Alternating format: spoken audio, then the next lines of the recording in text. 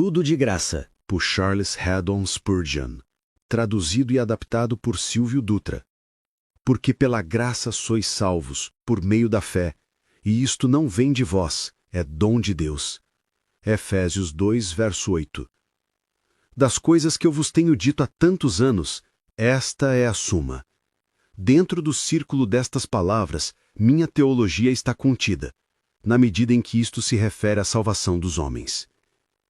Eu também me regozijo em lembrar que aqueles da minha família, que foram ministros de Cristo antes de mim, pregaram esta doutrina e nenhuma outra.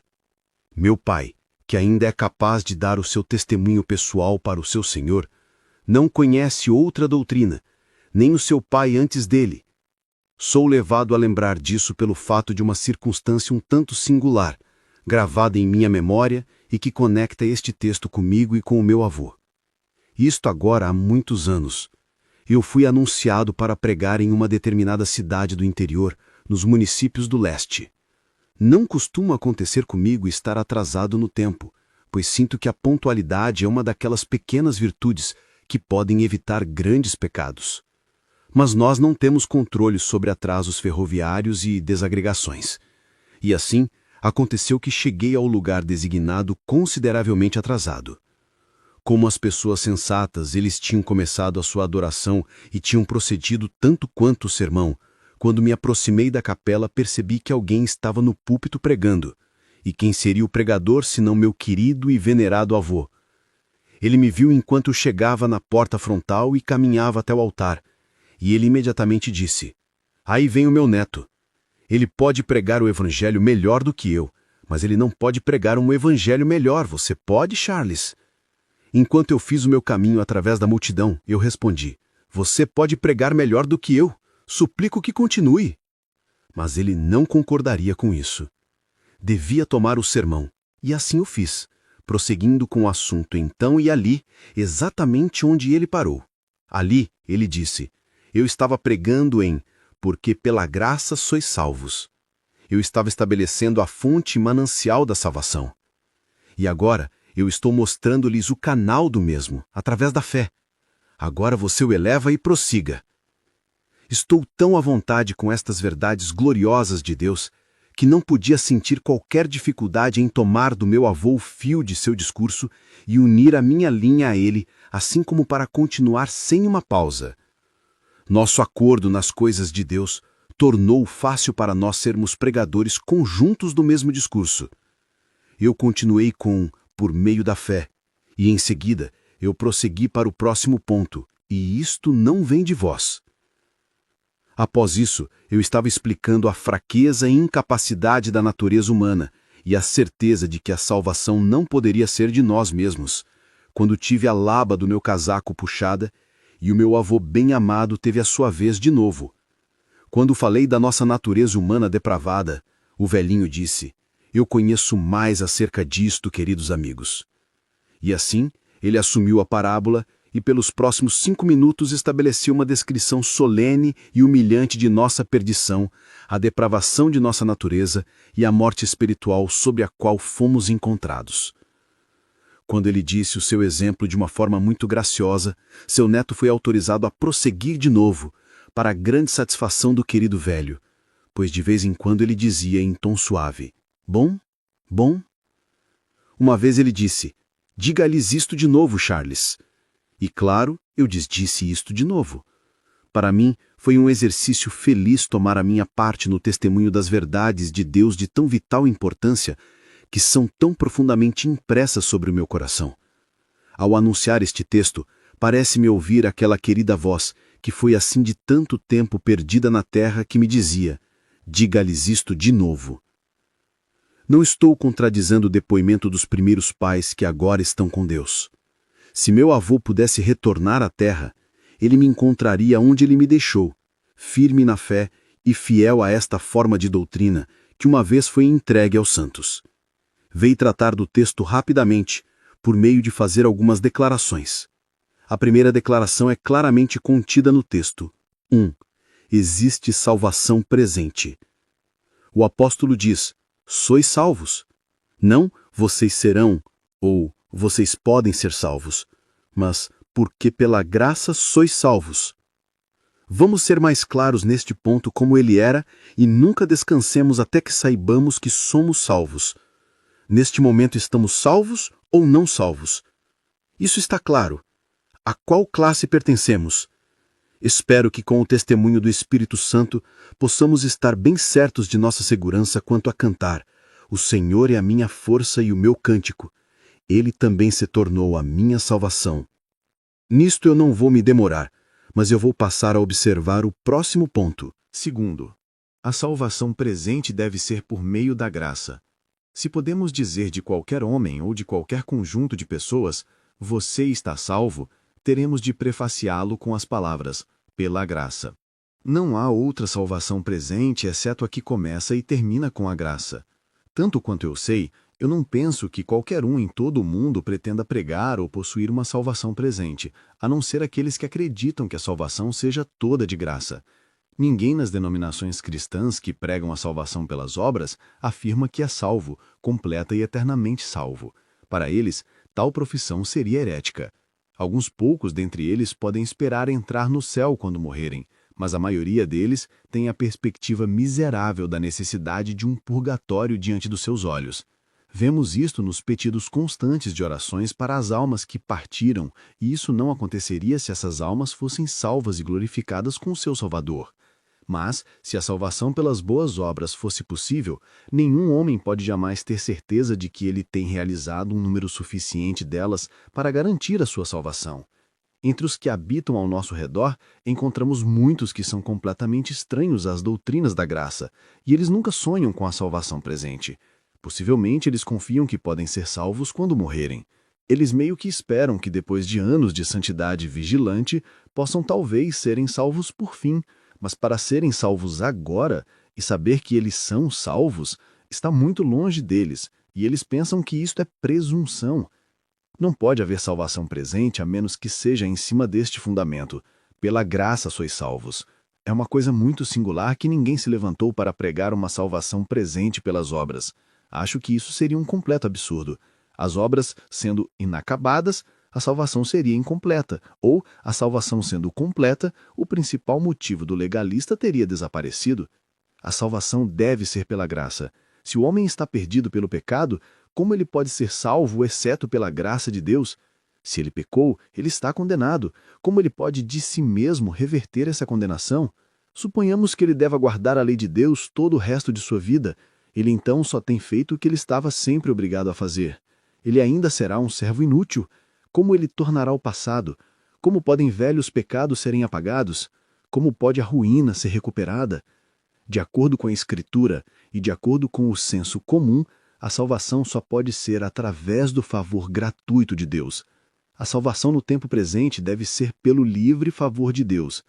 As pessoas podem lutar por salvação pelas obras, mas você não vai ouvir ninguém apoiar seu próprio argumento dizendo: eu sou eu mesmo salvo pelo que eu fiz. Isso seria uma superfluidade de malícia a que poucos homens iriam. O orgulho dificilmente poderia rodear-se a si mesmo com tanta ostentação extravagante. Não. Se somos salvos, deve ser pelo livre favor de Deus. Ninguém professa ser um exemplo do ponto de vista oposto.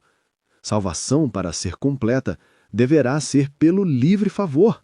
Os santos, quando vêm a morrer, nunca concluem suas vidas esperando em suas boas obras. Aqueles que viveram as mais santas e úteis vidas, invariavelmente, olham para a livre graça em seus últimos momentos. Eu nunca estive ao lado de um leito de um homem piedoso que repousasse qualquer confiança que fosse em suas próprias orações, ou arrependimento, ou religiosidade. Já ouvi homens eminentemente santos citando na morte as palavras: Cristo Jesus veio ao mundo para salvar os pecadores. Na verdade, quanto mais próximos os homens vêm ao céu e quanto mais estão preparados para ele, mais simples é a sua confiança no mérito do Senhor Jesus Cristo, e mais intensamente eles abominam toda a confiança em si mesmos. Se este for o caso em nossos últimos momentos, quando o conflito está quase no fim, muito mais devemos sentir que seja assim enquanto estamos no meio da luta.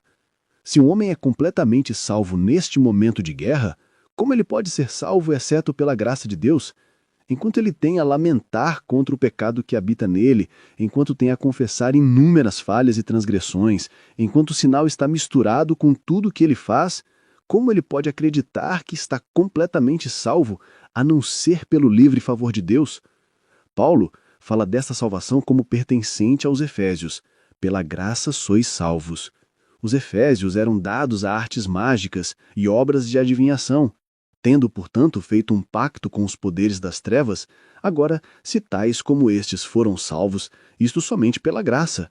Assim é conosco também. A nossa condição original e caráter torna certo que, se somos salvos ao absoluto, devemos isso ao favor gratuito de Deus. Eu sei que é assim no meu caso, e eu acredito que a mesma regra é válida para o restante dos crentes. Isso é claro o suficiente e por isso eu avanço para a próxima observação. Terceiro, a presente salvação por graça deve ser por meio da fé.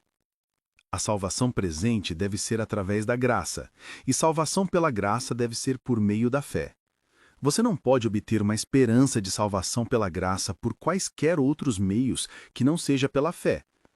Esta brasa viva do altar precisa das pinças de ouro da fé com as quais tirá-la. Suponho que poderia ter sido possível, se Deus assim o tivesse desejado, que a salvação poderia ter sido através de obras e ainda pela graça. Pois se Adão tivesse obedecido perfeitamente à lei de Deus, ele ainda teria apenas feito o que ele estava destinado a fazer. E por isso, se Deus deveria tê-lo recompensado, a recompensa ela própria deveria ser de acordo com graça, uma vez que o Criador não deve nada à criatura.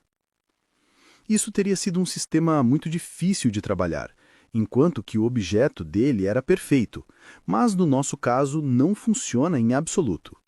Salvação, em nosso caso, significa libertação da culpa e ruína.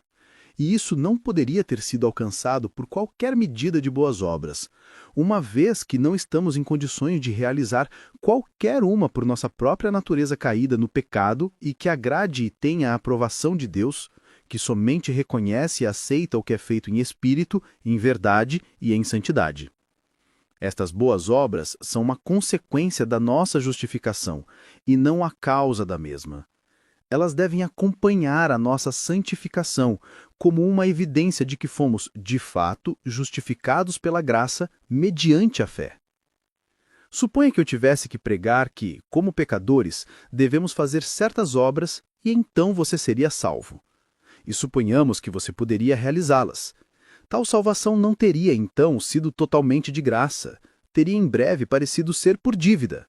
Aprendido de tal forma que teria vindo para você em alguma medida como a recompensa do trabalho feito, e todo o seu aspecto teria sido alterado. Salvação pela graça só pode ser agarrada pelas mãos da fé. A tentativa de lançar mão no fazer de certos atos de lei faria a graça evaporar, portanto, é pela fé, para que seja segundo a graça. Mas se é por graça, já não é pelas obras. De outra maneira, a graça já não é graça. Se, porém, é pelas obras, já não é mais graça. De outra maneira, a obra já não é obra. Romanos 11, verso 6. Alguns tentam lançar mão da salvação pela graça mediante a utilização de cerimônias, mas não irão conseguir. Você está batizado, confirmado e passou a receber o Santo Sacramento. Ou você está batizado, se une à igreja, senta-se à mesa do Senhor. Será que isso lhe traz a salvação? Eu lhe pergunto, você tem a salvação? Você não ousa dizer sim. Se você reivindica a salvação desse tipo, ainda tenho certeza de que não seria em suas mentes a salvação pela graça. E também você não pode lançar mão da salvação pela graça através de seus sentimentos. A mão da fé é construída para a apreensão de um dom de salvação pela graça, mas o sentimento não está adaptado para esse fim. Se você vai ao ponto de dizer, eu preciso sentir que estou salvo, eu devo sentir tanta tristeza e tanta alegria, ou então não vou admitir que estou salvo, você vai encontrar que este método não vai responder. Bem como você pode esperar ver com seus ouvidos, ou provar com seus olhos, ou ouvir com seu nariz, assim o acreditar pelo sentimento é o órgão errado. Depois que você creu, você pode desfrutar da salvação por sentir suas influências celestiais, mas sonhar em obter uma compreensão da mesma por seus próprios sentimentos é tão tolo quanto tentar segurar a luz do sol na palma da sua mão, ou o ar do céu entre seus cílios dos olhos. Existe um absurdo essencial em todo caso. Além disso, a evidência gerada pelo sentimento é singularmente inconstante. Quando seus sentimentos são pacíficos e deleitosos, eles são logo desfeitos e se tornam inquietos e melancólicos. O mais inconstante dos elementos, a mais fraca das criaturas, a mais desprezível das circunstâncias, podem afundar ou elevar nossos espíritos. Homens experientes chegam a considerar cada vez menos suas emoções presentes quando eles refletem sobre a pequena confiança que pode ser colocada seguramente sobre elas. A fé recebe a declaração de Deus a respeito de seu modo de perdão gracioso, e por isso traz a salvação ao homem crente. Mas sentir-se, aquecido sob apelos passionais, render-se delirantemente a uma esperança que não ousa examinar, girar em círculos em uma espécie de dança frenética de excitação que se tornou necessária para sua própria sustentação, é tudo em um selemar, como o turbulado mar, que não pode se aquietar. De sua lida e fúria, o sentimento é capaz de provocar a frioreza, o desânimo, a desesperança e todos os males afins. Sentimentos são um conjunto de fenômenos nublados, vento que não se pode confiar em relação às verdades eternas de Deus. Vamos dar agora um passo adiante e ver em quarto lugar. Salvação pela graça por meio da fé, não vem de nós mesmos. A salvação, a fé e todo o trabalho gracioso juntos não são de nós mesmos. Em primeiro lugar, eles não são de nossos antigos méritos. Eles não são a recompensa de primeiros bons empreendimentos. Nenhuma pessoa não regenerada viveu tão bem a ponto de Deus estar obrigado a dar-lhe mais graça divina e conceder-lhe vida eterna. Caso contrário, já não seria de graça, mas segundo a dívida. Salvação é dada a nós, não ganha por nós. Nossa primeira vida é sempre errante longe de Deus, e nossa nova vida de retorno a Deus é sempre uma obra de misericórdia imerecida, trabalhada naqueles que precisam grandemente, mas nunca mereceram. Não vem de nós mesmos. No maior sentido, isso não está fora de nossa excelência original. Salvação vem do céu, nunca evolui de dentro.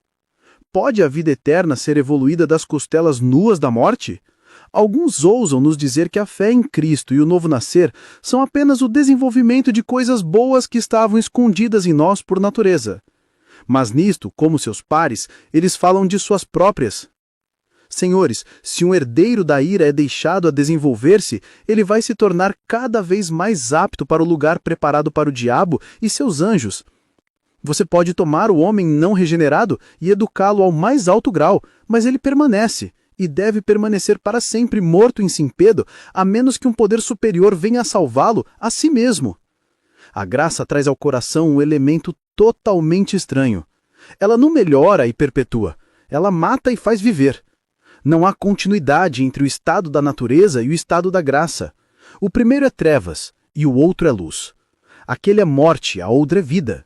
A graça, quando chega a nós, é como um tição mandado ao mar, onde certamente se apagaria se não fosse de tal qualidade miraculosa que deixa a água perplexa e estabelece seu reino de fogo e luz mesmo nas profundezas. Salvação pela graça, por meio da fé, não vem de nós mesmos, no sentido de ser o resultado de nosso próprio poder. Somos obrigados a ver a salvação como sendo tão certo um ato divino como a criação, a providência ou a ressurreição. Em cada ponto do processo da salvação, esta palavra é apropriada, não vem de vós. Desde o primeiro desejo por ela, até a completa recepção dela pela fé, é sempre do Senhor sozinho, e não de nós mesmos. O homem crê, mas esta crença é apenas um resultado entre muitas implantações da vida divina na alma do homem por Deus mesmo. Mesmo a própria vontade de sermos salvos pela graça não vem de nós mesmos, mas é dom de Deus. Aí reside o estresse da questão. Um homem deve crer em Jesus. Este é seu dever, recebê-lo a quem Deus propôs para propiciação pelos pecados. Mas o homem não vai acreditar em Jesus. Ele prefere qualquer coisa, em vez de fé em seu Redentor. A menos que o Espírito de Deus o convença do juízo e lhe constranja a vontade, o homem não tem coração para crer em Jesus para a vida eterna. Eu peço a qualquer homem salvo para olhar para trás, em sua própria conversão, e explicar como ela aconteceu. Você se converteu para Cristo e creu em seu nome. Estes foram seus próprios atos e ações. Mas o que o levou a converter-se? Que força sagrada foi o que lhe converteu do pecado para a justiça? Você atribui essa renovação singular à existência de um algo melhor em você do que ainda não foi descoberto em seu vizinho não convertido? Não. Confesse que você poderia ter sido o que ele agora é, se não tivesse havido algo potente que tocou na fonte de sua vontade, iluminou sua compreensão e o guiou até o pé da cruz. Com gratidão, confessamos o fato. Deve ser assim. A salvação é pela graça, por meio da fé. Não vem de nós mesmos, e nenhum de nós vai sonhar em tomar qualquer honra para nós mesmos de nossa conversão ou de qualquer esforço gracioso que fluiu a partir da primeira causa divina. Por último, em quinto lugar, porque pela graça sois salvos por meio da fé, e isto não vem de vós, é dom de Deus. A salvação pode ser chamada, no grego, de Theodora, ou dom de Deus. E cada alma salva pode tomar por sobrenome Doroteia, que é uma outra forma da mesma expressão.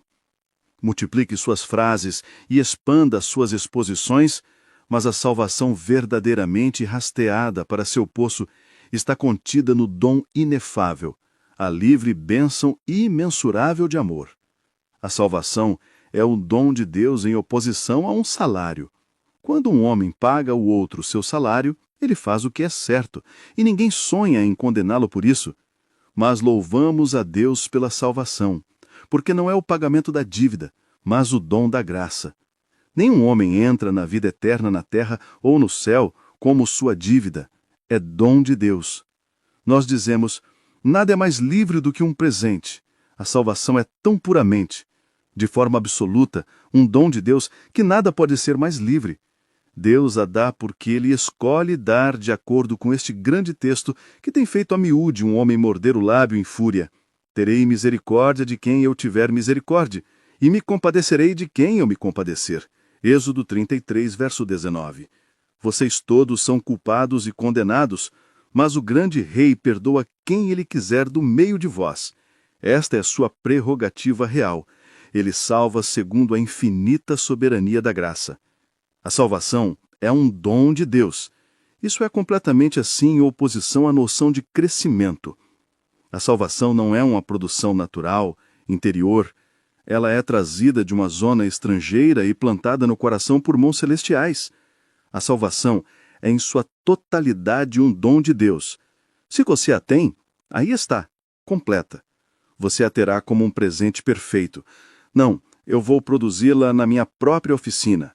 Você não pode forjar um trabalho tão raro e caro, na qual até mesmo Jesus gastou o sangue de sua vida. Aqui está uma peça sem costura, tecida de alto a baixo. Ela vai cobri-lo e fazer glorioso. Você vai ter isso? Não. Eu vou sentar no tear e vou tecer minha própria veste. Que porco orgulhoso você é! Você fia teias de aranha. Você tece um sonho. Oh, que você tomasse gratuitamente o que Cristo sobre a cruz declarou estar consumado. Ela é o dom de Deus. Isso é, ela é eternamente segura em oposição aos dons dos homens que logo passarão. Não vou-la dou como o mundo a dar, diz nosso Senhor Jesus. Se o meu Senhor Jesus lhe dar a salvação neste momento, você a tem e você a terá para sempre. Ele nunca irá tomá-la de volta. E se ele não tomá-la de você, quem pode? Se ele te salva agora por fé, você está salvo.